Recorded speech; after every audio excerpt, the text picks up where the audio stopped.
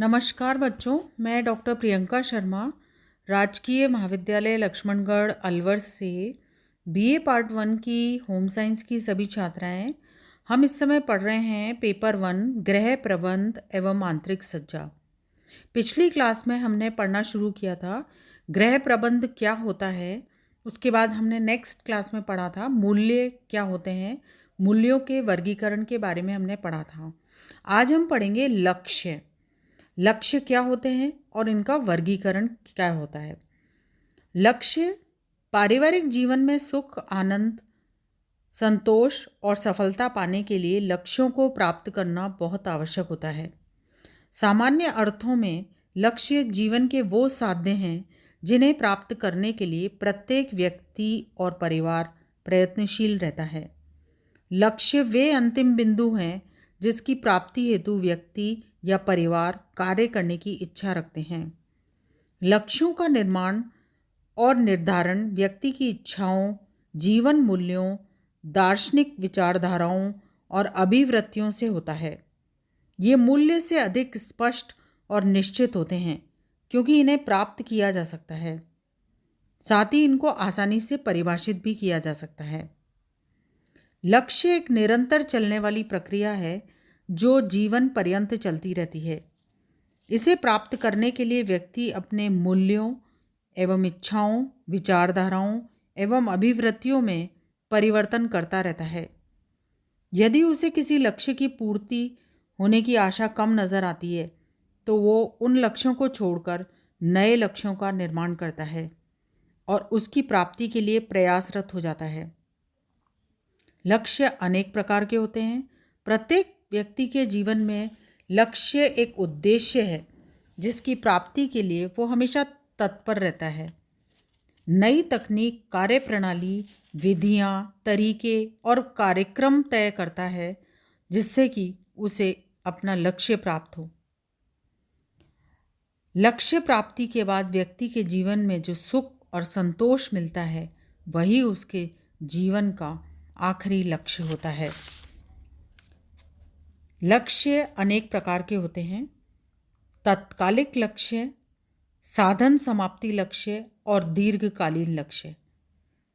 तत्कालिक या अल्पकालीन लक्ष्य वो होते हैं जो सबसे ज़्यादा स्पष्ट और निश्चित होते हैं। ये असंख्य होते हैं।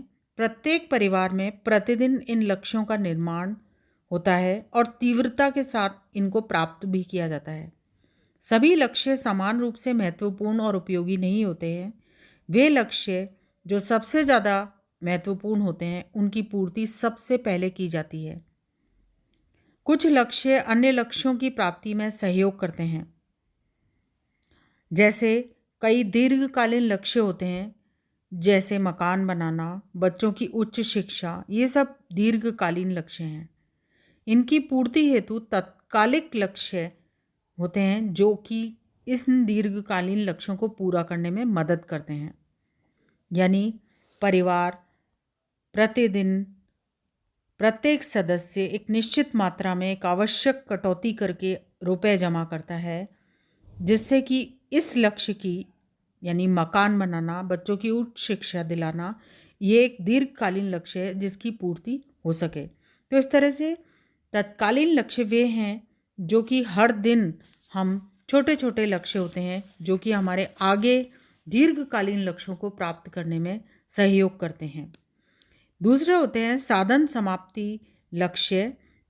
ये वो लक्ष्य होते हैं जो कि साधन के साथ ही समाप्त हो जाते हैं। जैसे बैंक से पैसे निकालने हेतु चेक काटना, बच्चों को पढ़ने हेतु किताबें खरीद कर देना, नए कपड़े बनवाना, ये सब साधन के साथ ही ये लक्ष्य पूर्ण हो जाते हैं।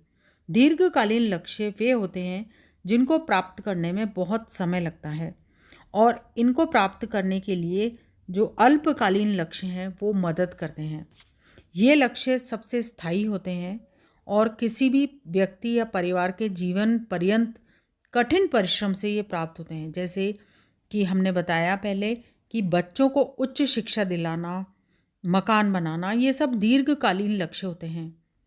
जैसे कोई परिवार में कोई अपने बच्चे को डॉक्टर, इंजीनियर बनाना चाहता है तो उसके लिए उसको प्रतिदिन प्रयास करना पड़ेगा, उसके लिए निरंतर मेहनत करनी पड़ेगी। ये तत्कालिक लक्ष्य हैं जो कि उसको, ये एक बड़ा लक्ष्य, दीर्घकालीन लक्ष्य है, उसको पाने में मदद करेंगे।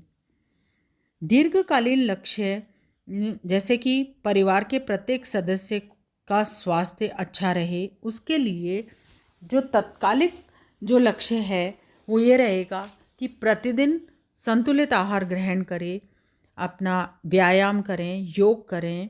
इसके अलावा स्वास्थ्यकर वातावरण का निर्माण, इसके लिए प्रत्येक सदस्य का शारीरिक, मानसिक, आर्थिक, सामाजिक, आध्यात्मिक विकास बेहतर तरीके से हो, इसके लिए परिवार के सदस्यों को प्रयासरत करना होगा। परिवार की सभी आवश्यकताओं की पूर्ति हेतु उचित व्यवस्था करना, इसके अलावा स्वास्थ्यकर आवास की व्यवस्था करना, प्रत्येक जो सदस्य है उसका शैक्षिक विकास सही प्रकार से हो। सभी लक्ष्यों को प्राप्त करने के लिए व्यक्ति एवं परिवार को जीवन पर्यंत संघर्षरत रहना पड़ता है, साधनों को जुटाना पड़ता है, कठोर परिश्रम करना पड़ता है।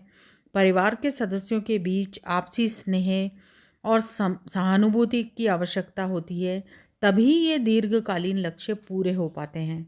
अन्यथा ये लक्ष्य मात्र एक सपना बनकर रह जाते हैं जो कभी साकार नहीं हो पाते, क्योंकि एकाएक साधनों को नहीं जुटाया जा सकता। साधनों को जुटाना तात्कालिक लक्ष्यों को पूरा करने से होता है।